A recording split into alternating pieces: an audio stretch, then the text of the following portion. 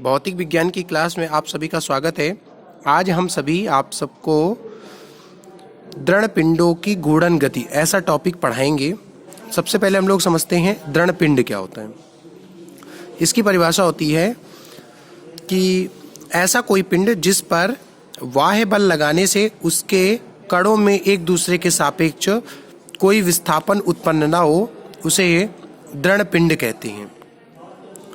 वास्तव में कोई पिंड पूर्णतया दृढ़ नहीं होता है, परंतु वे सभी पिंड जिनके कणों में विस्थापन बहुत कम होता है उन्हें दृढ़ मान लिया जाता है, अर्थात हम दृढ़ कह सकते हैं। हकीकत में देखा जाए पूर्ण रूप से कोई दृढ़ नहीं होती है।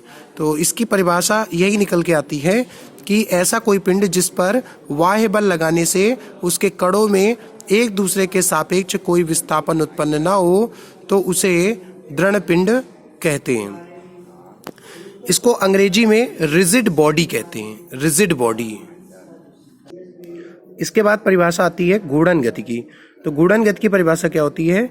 जब कोई पिंड किसी स्थिर अक्ष के परितः इस प्रकार गति करे कि पिंड में उपस्थित समस्त कण तो वृत्तीय गति करें तथा कणों के वृत्तीय पथ का केंद्र उसी अक्ष पर स्थित हो तो उसे घूर्णन गति कहते हैं। जैसे हम लोग देखते हैं कि पृथ्वी का अपनी दूरी के परितः लगातार घूमना, इलेक्ट्रॉन का नाभिक के अक्ष के परितः घूमना, जैसा कि हम लोग चित्र देख रहे हैं, ये मान लीजिए इसका केंद्र है, धुरी है। इस धुरी के चारों ओर लगातार मूवमेंट हो रहा है, पृथ्वी अपनी धुरी के चारों ओर घूम रही है। ये यहाँ पर पृथ्वी द्वारा एक घूर्णन गति का प्रयोग किया जा रहा है।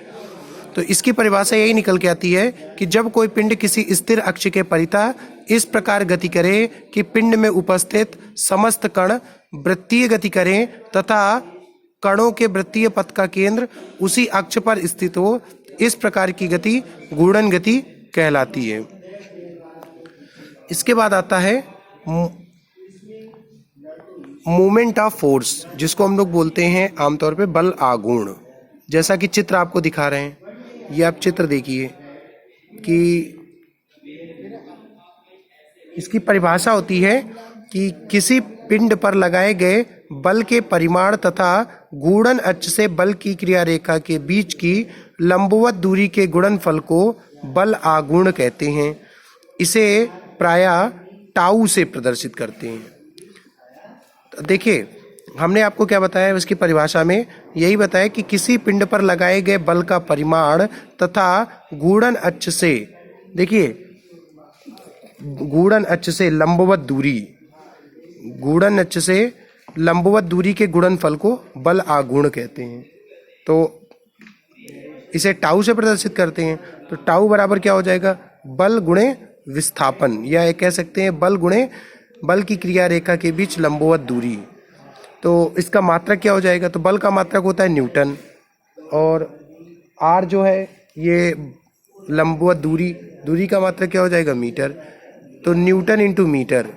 यदि इसके विमा की बात करें, आमतौर पे इसकी सदिश राशि होती है, ये सदिश राशि होती है। यदि हम इसके विमा की बात करें तो देखिए,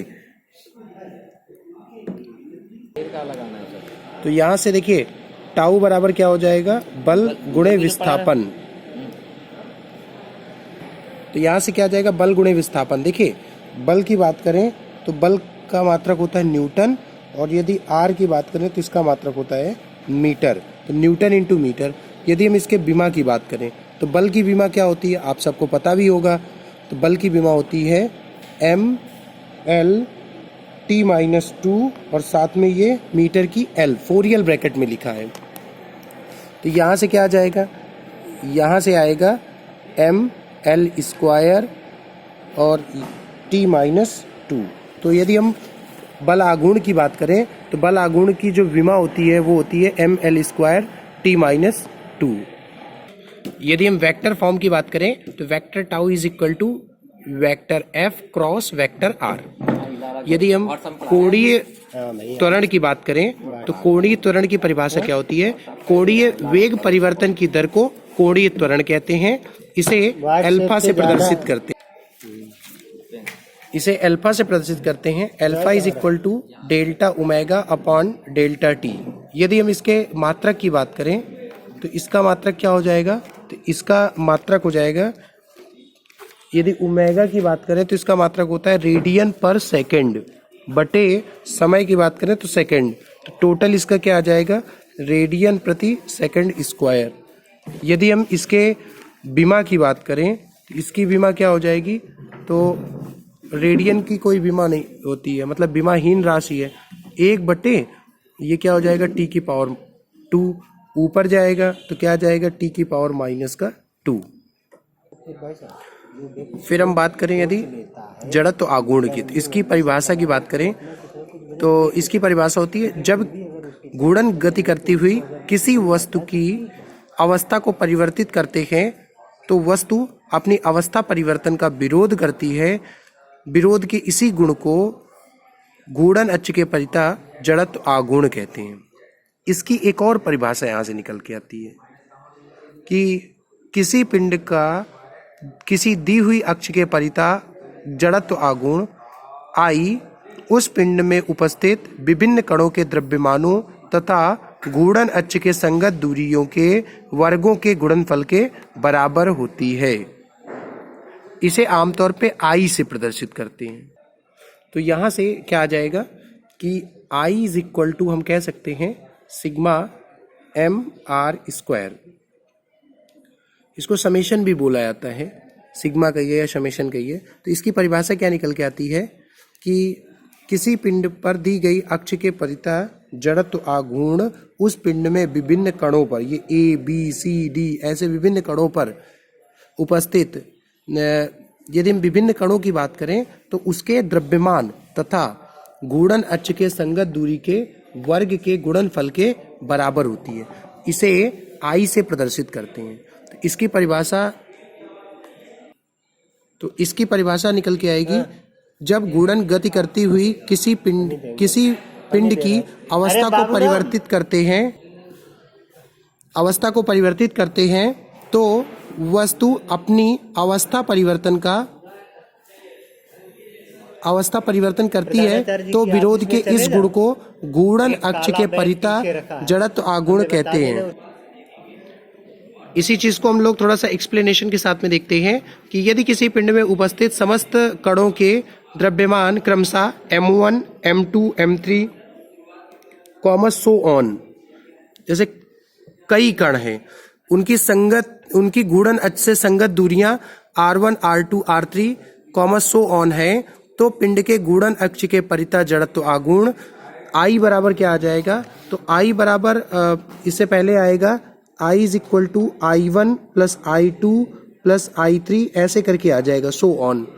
तो इसको हम लोग लिखेंगे I = m1 r1² + m2 r2² + m3 r3² + so on, या इसी को एक साथ कंबाइंड करके लिख देंगे समेशन mr²। मात्रक इसका क्या हो जाएगा, इसका हो जाएगा किलोग्राम × मीटर²। यदि हम इसके विमा की बात करें तो फोरियल ब्रैकेट में ml², ये आएगा इसका विमीय सूत्र। कोणीय त्वरण व रेखीय त्वरण में आपको अब डेरिवेशन बताने जा रहे हैं। सबसे पहले इस चित्र को देखते हैं। तो इसका डेरिवेशन हम लोग देखते हैं कि माना कोई पिंड जो किसी घूर्णन अक्ष के परिता घूमने के लिए स्वतंत्र है, पिंड में घूर्णन अक्ष से r दूरी पर कोई कण बिंदु P, जैसा कि आप देख रहे हैं चित्र में, ये बिंदु P स्थित है।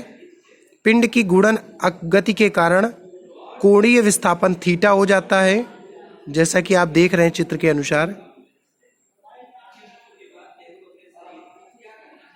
इस चित्र के अनुसार देखिए, तो यहाँ से रेखीय चाल क्या हो जाएगी, तो ये देखिए P से क्या हो गया, P1 तक चला गया, अर्थात जो कोणीय विस्थापन निकल के आएगा वो क्या होगा, डेल्टा थीटा, या फिर थीटा हम लोग कह दे रहे हैं। तो यहाँ से क्या हो जाएगा, रेखीय चाल बराबर क्या होता है, दूरी बटे समय, तो ये क्या हो जाएगा P(P')/T।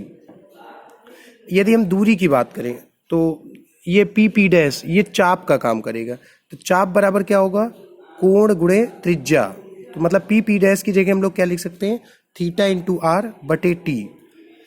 आपको एक चीज़ और बता दें कि v बराबर क्या होता है, आर ओमेगा। यदि ओमेगा की बात करेंगे तो क्या आ जाएगा, v बटे आर। तो यहाँ से परिभाषा एक चीज़ और भी आप देखिए कि यदि माना किसी क्षण कण का कोणीय विस्थापन ओमेगा तथा रेखीय वेग v1 है, तो यहाँ से क्या आ जाएगा कि omega 1 is equal to v1 upon r, पहला समीकरण। दूसरे क्षण की बात करें तो omega 2 is equal to v2 upon r. आपको जैसा कि कोणीय त्वरण की परिभाषा बताई है ना, कोणीय त्वरण की परिभाषा बताई है, कोणीय वेग परिवर्तन की दर को कोणीय त्वरण कहते हैं, अर्थात alpha is equal to delta omega बटे डेल्टा टी। तो डेल्टा ओमेगा का मतलब क्या हो जाएगा, ओमेगा 2 माइनस ओमेगा 1 बटे डेल्टा टी। तो ओमेगा 2 की वैल्यू रखेंगे v2 upon r minus v1 upon r upon delta t. 1 upon r common ले लेंगे तो alpha is equal to 1 upon r common लेंगे तो v2 माइनस v1 बटे delta t. Alpha is equal to 1 upon r delta v बटे delta t. तो एक चीज़ आपको और भी बताया था ना कि वेग परिवर्तन की दर को, जैसा कि आप देख रहे हैं, वेग परिवर्तन की दर को त्वरण कहते हैं। तो यहाँ से अल्फा इज इक्वल टू क्या आ जाएगा, a अपॉन आर, या a इक्वल टू क्या आ जाएगा, आर अल्फा। तो यदि हम रेखीय त्वरण और कोणीय त्वरण की बात करें तो रेखीय त्वरण कोणीय त्वरण का आर गुना होता है। तो ये इसका डेरिवेशन निकल के आता है। तो जब भी हम कभी भी कोणीय त्वरण और रेखीय त्वरण में संबंध की बात करें तो उसका संबंध होता है रेखीय त्वरण कोणीय त्वरण का आर गुना होता है। इसका डेरिवेशन फिर से देखते जाइएगा। देखिए ये पूरा चित्र बना हुआ है। सबसे पहले ओ बिंदु पर कोई वस्तु को लटकाया जाता है, तो वो मान लीजिए ओ बिंदु पर लटकाया गया तो P1 तक P तक पहुंचा। यदि हम उसको रोटेशन कराते हैं, घूर्णन कराने के लिए जब स्वतंत्र है तो P पर वस्तु ठहरकर P1 तक पहुंच जाती है, अर्थात दोनों के मध्य में कोणीय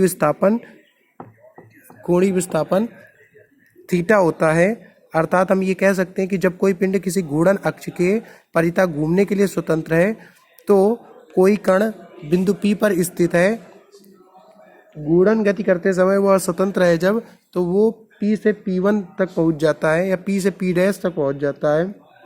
ऐसी स्थिति में कण का कोणीय विस्थापन क्या हो जाएगा, थीटा हो जाएगा। तो यहाँ से v चाल बराबर क्या होगा, दूरी बटे समय, अर्थात v बराबर p डैश बटे t हो जाएगा। तो यदि हम p डैश की बात करें तो चाप बराबर कोण गुणे त्रिज्या हो जाएगा।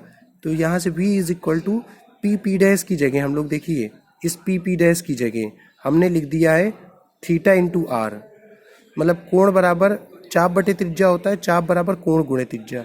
v बराबर r omega, omega is equal to v upon r. तो हम ये कह सकते हैं माना किसी क्षण कण का कोणीय वेग ओमेगा 1 है और रेखीय वेग क्या हो जाएगा, v1 हो जाएगा। ऐसी स्थिति में omega 1 is equal to v1 upon r, ऐसे ओमेगा 2 हो जाएगा। तो अल्फा बराबर डेल्टा ओमेगा बटे delta t, omega 2 minus omega 1 बटे डेल्टा टी। तो कुछ कॉमन लेंगे तो उसको नोट कर दिया और बचेगा क्या, alpha is equal to 1 upon r v2 minus v1 बटे delta t, alpha is equal to 1 upon r delta v बटे डेल्टा टी।